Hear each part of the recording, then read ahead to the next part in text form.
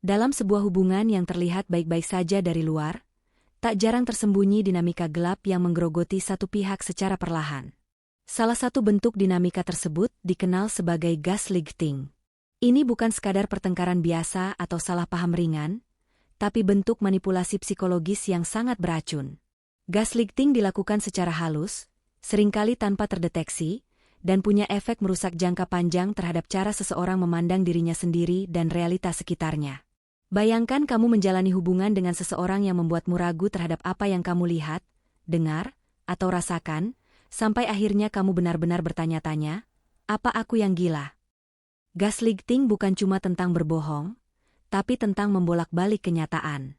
Pelaku gaslighting akan membuat korbannya terus-menerus mempertanyakan ingatan, emosi, dan pemahamannya sendiri. Korban akan merasa salah meskipun sebenarnya tidak melakukan kesalahan apapun. Awalnya mungkin cuma perasaan tidak enak yang sulit dijelaskan, seperti kamu merasa bersalah setiap kali menyampaikan pendapat, atau kamu selalu minta maaf meski nggak tahu apa salahmu. Lama-lama, kamu mulai percaya bahwa kamu memang tidak cukup baik, bahwa semua masalah dalam hubunganmu itu salahmu. Inilah titik di mana gaslighting bekerja paling efektif, saat korban mulai menuduh dirinya sendiri. Cara pelaku gaslighting beroperasi biasanya sangat tenang dan penuh perhitungan. Mereka bisa saja tertawa kecil sambil bilang kamu lebay, padahal kamu sedang mengungkapkan perasaanmu yang paling jujur. Mereka bisa meremehkan pengalamanmu dengan kata-kata seperti, "Ah, kamu terlalu sensitif," atau, "Itu cuma di pikiranmu aja." Dari luar, kalimat-kalimat itu terdengar ringan, tapi ketika terus diulang, dampaknya luar biasa menghancurkan. Korban tidak hanya merasa diabaikan, tapi juga mulai kehilangan rasa percaya diri. Mereka menjadi ragu untuk menyuarakan perasaan, takut dianggap drama atau terlalu berlebihan. Dalam hubungan yang penuh gaslighting, kamu tidak hanya kehilangan kenyataan, tapi juga kehilangan dirimu sendiri. Kamu jadi sering mengisolasi diri karena merasa nggak ada yang bakal percaya sama kamu. Saat kamu mencoba bercerita ke teman, kamu takut dianggap lebay. Saat kamu mau minta pendapat keluarga, kamu sudah dibayang-bayangi rasa bersalah seolah kamu sedang mengkhianati pasanganmu.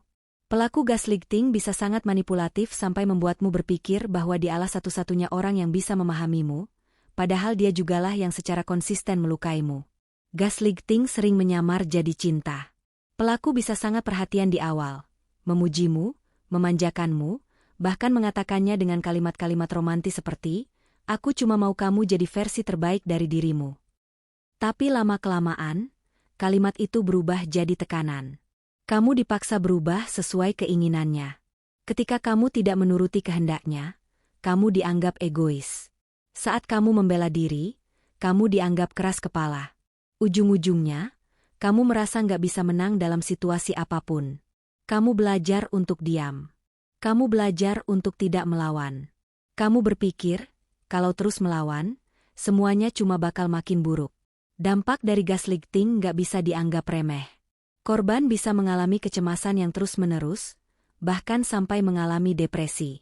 Mereka merasa sendirian, bingung, takut, dan nggak tahu harus percaya pada siapa. Yang lebih parah, korban gaslighting bisa kehilangan identitas dirinya.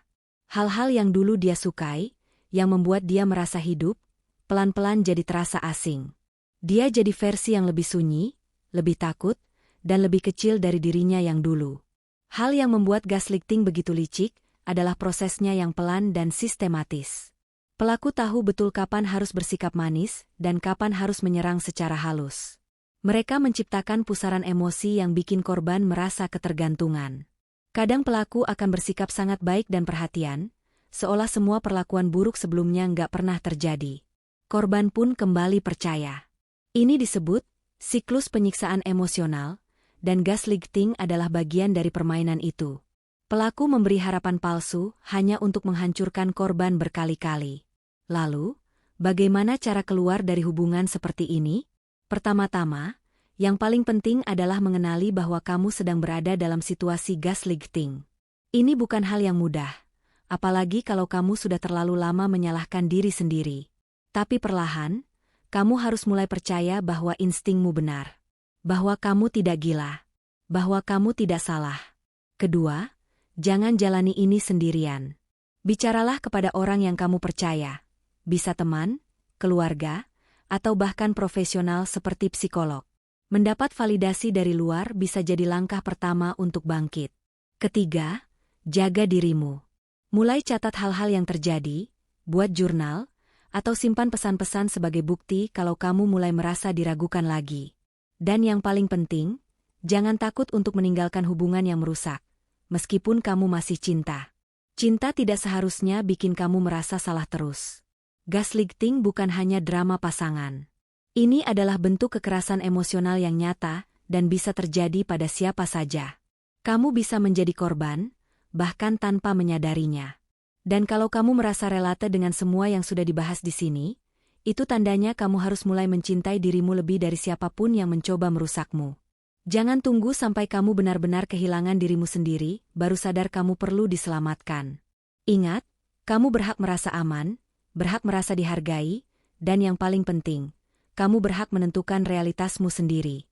Jangan biarkan siapapun mengontrol pikiran, emosi, dan cara pandangmu terhadap hidup. Kamu punya hak untuk berkata, "Cukup."